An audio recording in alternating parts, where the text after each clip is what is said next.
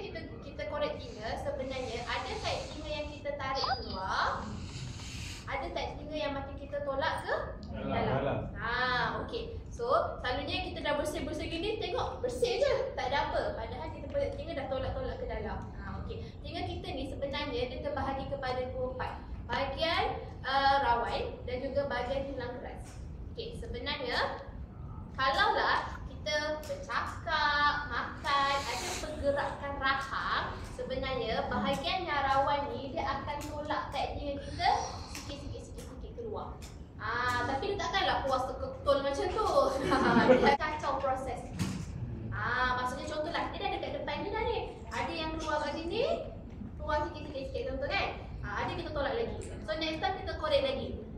Keluar sikit, tolak lagi. Keluar sikit, tolak lagi. Dan bila dia tertolak betul-betul sampai ni, tulang yang keras ni, itu yang penyebabnya kita ada taik telinga yang keras dekat dalam telinga dan taik telinga yang berlebihan.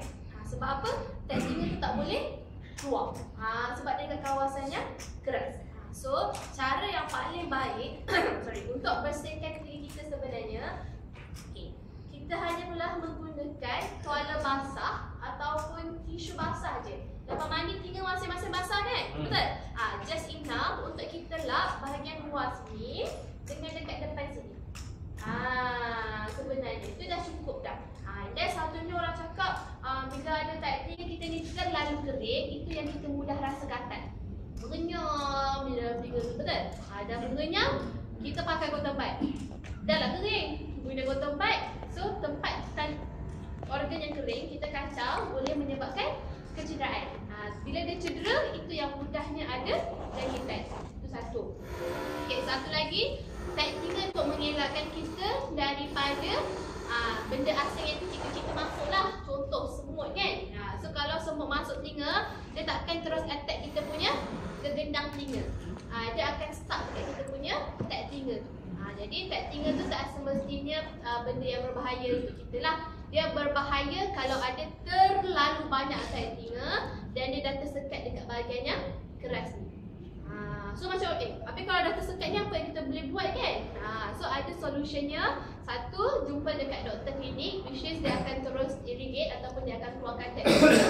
Sana pelembut taik telinga yang kita boleh beli dekat farmasi. Kita titik, so dia akan macam minyak lah. Jadi malam kita tidur dia akan mengalir sikit keluar macam tu. Sebab tu penting lepas mandi untuk jaga telinga, kita just lap bahagian luar dekat sini saja. Itu je. Kita kena jumpa doktor kalau kita bersihkan bahagian telinga tu. Ada warna merah, di sini ada dinding. Ada warna hijau kekuningan dan berbau, itu mungkin boleh jadi infection. Ataupun warna hitam. Hitam ni memang yang dah stuck kat sini dah lama dah punya structure telinga.